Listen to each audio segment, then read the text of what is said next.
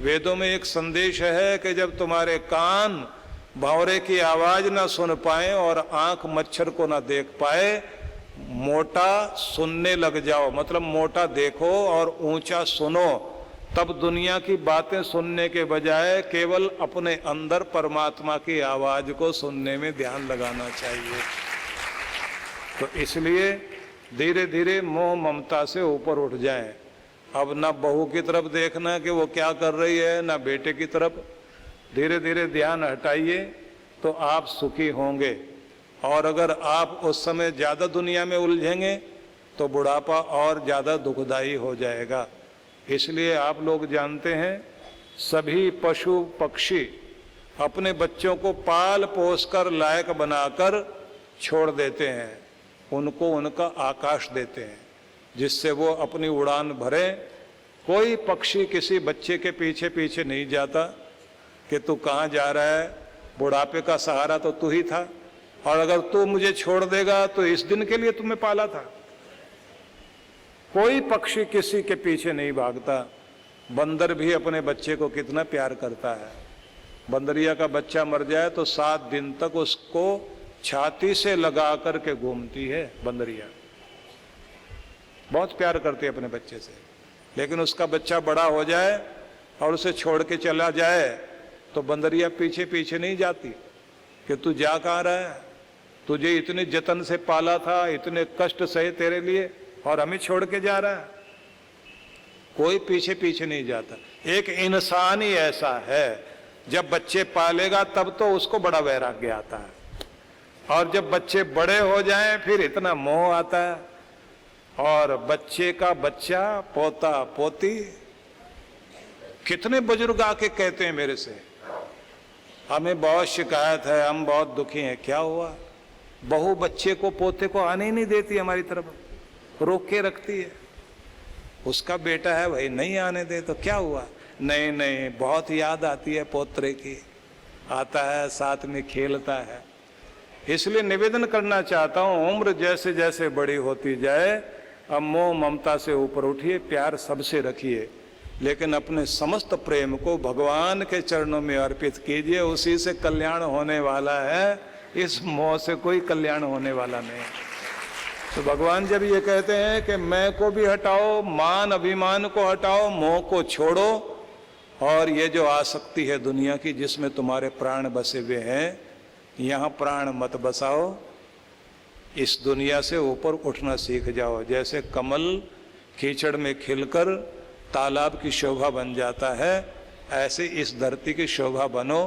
कीचड़ में कीचड़ जैसे मत बने रहो, ऊपर उठना सीखिए। और साथ में आगे कहा है कि तुम्हें आध्यात्मिक होना चाहिए, मतलब अपने मौन की तरफ ज्यादा जाएं, अपनी शांति को बढ़ाएं, अपने आनंद में रहें, हर पल धन्यवाद करते हुए जिएं, और परमात्मा के दीवे के प्रति कृतज्ञता प्रकट करते हुए जो भी कुछ आपसे इस दुनिया का भला हो सकता है वो भला करने की चेष्टा करनी चाहिए। इसलिए जितना समय आप इस समय में, इस आयु में पहुंचकर 60-70% तो सेवा में, भजन में मन लगाना चाहिए, और 30% ध्यान घर में रहना चाहिए। और जो युवा हैं उनका फर्ज है कि अपने बड़ों के साथ जितना भी हो सके बैठें जरूर, उनके आशीर्वाद लें। जरा सोच के देखिए, हम लोग श्राद्ध मनाते हैं, अपने बड़ों को जो नहीं रहे उनको याद करते हैं। जब वो नहीं रहे तब तो याद कर लिया, लेकिन जब हैं सामने उनकी अवहेलना की जाती है। हम लोगों की सबकी आदत है कि जो अपने हैं उन्हें इग्नोर करेंगे, और जो पराए हैं उनको इम्प्रेस करेंगे, और जब अपने नहीं रहते तब याद आती है कि थे तो कितना बड़ा हमारे ऊपर उनका सहारा था। सोचिए, एक माँ अपने बच्चे को पालने पोसने में जो कुछ त्याग करती है, इतना बड़ा सैक्रिफाइस दुनिया में किसी का नहीं जितना माँ का है। अपनी नींदें कुर्बान कर दी अपने बच्चे के लिए, रातों की नींद खोई, अपना सारा सुख चैन भुला दिया अपने बच्चे को पालने में, और कभी भी किसी भी पल आलस्य नहीं किया अपने बच्चे के लिए। जब भी जरूरत पड़ी अपने बच्चे के लिए तुरंत खड़ी हो गई, डॉक्टर बन गई। रात में बच्चे के कान में दर्द हो रहा है, मां को पता ही नहीं कि दर्द कहां है, बच्चा रो रहा है। पिता डांट देता है, लेकिन मां अपने कंधे से लगाकर सारी रात लेकर बच्चे को घूम रही है। और जैसे बच्चे को नींद आती है उसे चैन आता है कि मेरे बच्चे को नींद आई, और कितनी प्रार्थनाएं करती है। किसी भी मां के पास अपने लिए प्रार्थना नहीं होती, उसके पास केवल अपने बच्चे के लिए प्रार्थना होती है। भगवान अगर कुछ दे, मेरे हिस्से में कोई सुख हो, मेरे बच्चे की झोली में डाल दे, बस ये खुश रहे, इसको शांति आए, इसको सुख आए, इसका भला हो। पूरी दुनिया उसकी अपने बच्चे में सिमट आती है, पूरा संसार उसका बेटा है।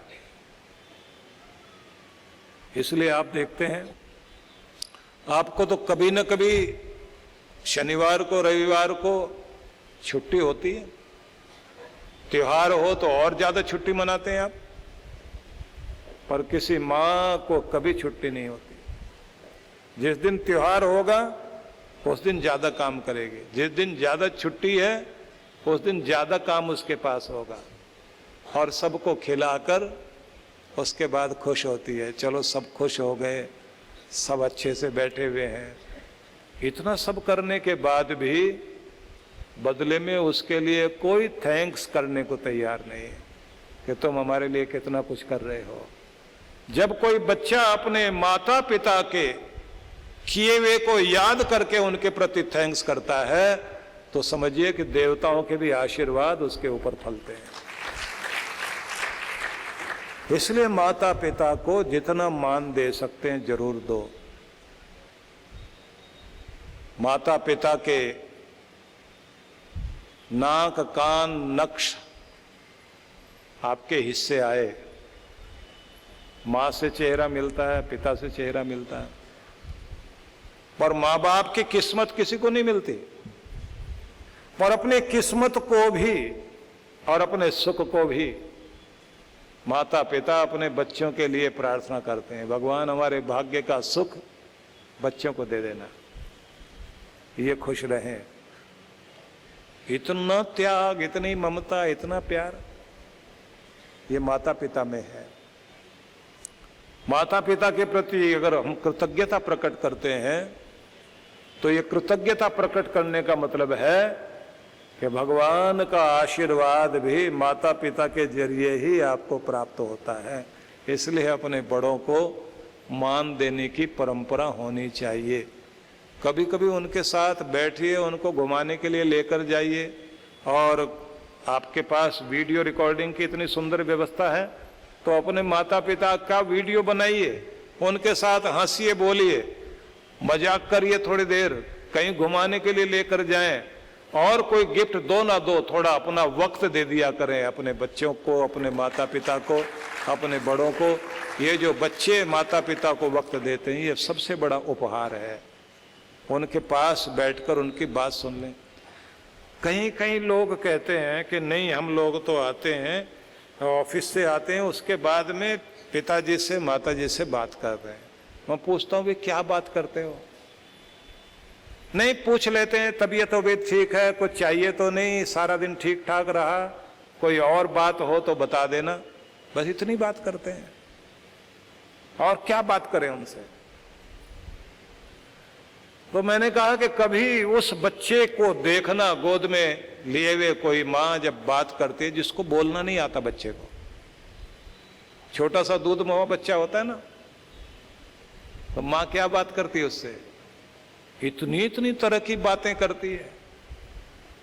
माँ तुम्हें छोड़ के किचन में चली गई थी, तुम रो रहे थे, माँ तुम्हारे लिए परेशान थी, तुम माँ के लिए परेशान थे, मेरा बेटा मुझे पुकार रहा था, मेरा बेटा ये कह रहा था, मेरा बेटा, पता नहीं कौन कौन सी कहानियां सुनाती है वो। और बच्चे के पल्ले कुछ नहीं पड़ता कि ये बोल क्या रही है। लेकिन ऐसा बोल बोल कर उसे बहुत चैन मिलता है। अपने बच्चे से बात करती है ना, मैंने कहा बोलना इसे कहते हैं, बात करना इसको कहते हैं। जैसे माँ ने बात की थी बचपन में आपसे, ऐसे अपने बुजुर्ग पिता और माता के साथ बात करके देखना, उनको क्या फर्क पड़ता है।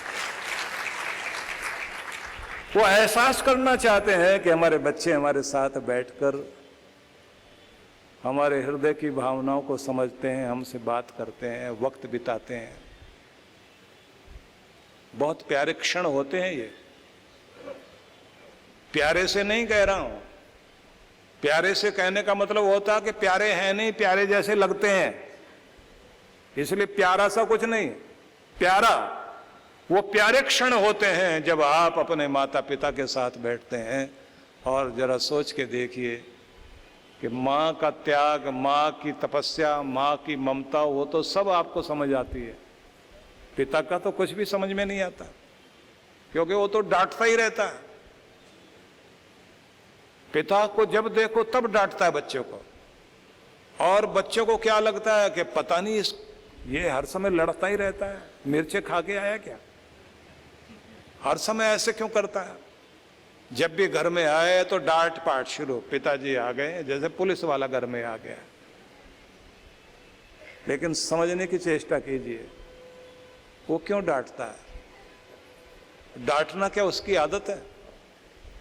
अपने बच्चे को लापरवाह देखे तो उसको गुस्सा आता है, क्योंकि अपने बच्चों का निवाला कमाकर लाता है, न जाने कितनी लानत, कितना दुख, कितनी तकलीफ सह करके रोटी कमाता है।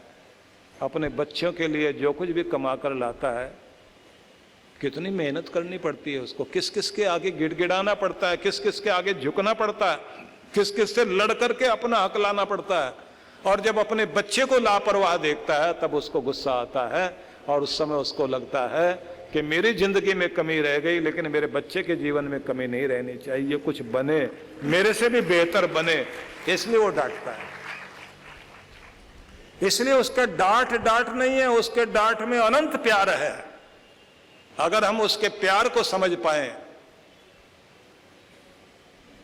तभी समझ पाते हैं जब कोई खुद पिता बनता है और उसका बच्चा बड़ा हो रहा होता है, तब समझ में आता है कि पिता क्यों डांटता था। अपने से भी आगे बढ़ता हुआ देखकर दुनिया में कोई किसी से खुश नहीं होता, केवल एक पिता ही है जो अपने बच्चे को अपने से आगे बढ़ता हुआ देख करके खुश होता है। जब अपने बच्चे की तरक्की देखता है उसे लगता है कि तरक्की इसकी नहीं, मेरी है। इसलिए माता पिता का स्थान बहुत बड़ा है। भगवान गणेश को जो अग्र पूजा का अधिकार मिला ना, इसलिए तो मिला कि उन्होंने अपनी सारी दुनिया अपने माता पिता के चरणों में महसूस की कि मेरे लिए तो मेरे माता पिता ही सब कुछ हैं, इसलिए अग्र पूजा का अधिकार मिला। और ये देश श्रवण कुमार का देश है, जहां अंधे माता पिता को कंधे पर कांवड़ रख करके चारों धाम की यात्रा कराने के लिए एक नौजवान निकला था, इसलिए श्रवण कुमार को याद किया जाता है। हर मां अपने बेटे को श्रवण कुमार के रूप में ही देखना चाहती है। ये बड़ी अद्भुत बात है। मां बेटे को श्रवण कुमार के रूप में देखना चाहती है, लेकिन पत्नी नहीं देखना चाहती। पत्नी नहीं चाहती है मेरा पति जो श्रवण कुमार बन के रहे। उसे तो इसी बात पे गुस्सा आता है, अभी भी ये श्रवण पुत्र बना हुआ है। शादी की है तो अब मेरे साथ ही, मेरी तरफ ही ध्यान रहना चाहिए। जिन लोगों को मैं देखता हूं कि अपने सास ससुर को भी अपने माता पिता का सम्मान देते हैं, वो बहुत भाग्यशाली लोग होते हैं। और वे लोग जो सास ससुर होकर भी अपनी बहू को अपनी बेटी से ज्यादा मानते हैं, वो बहुत बहुत सौभाग्यशाली लोग कोई कोई होते हैं। परम पूज्य श्री सुधांशु जी महाराज के पावन सानिध्य में अमृत ज्ञान वर्षा दिनांक 27 से 30 जुलाई 2023। श्री कृष्ण गोविंद हरे मुरारे, हे नाथ नारायण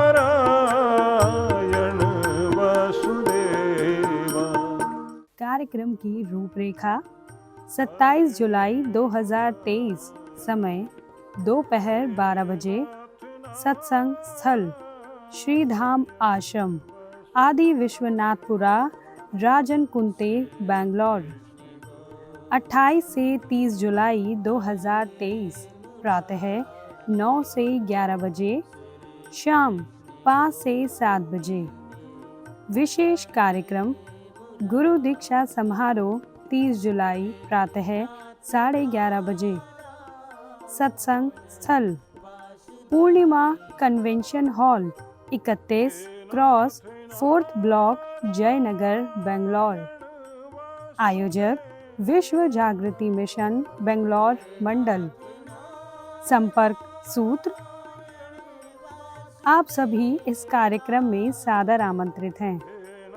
अन्नपूर्णे सदा पूर्णे शंकर प्राण वल्लभे ज्ञान वैराग्य सिद्ध्यर्थम भिक्षाम देहि चा पार्वती।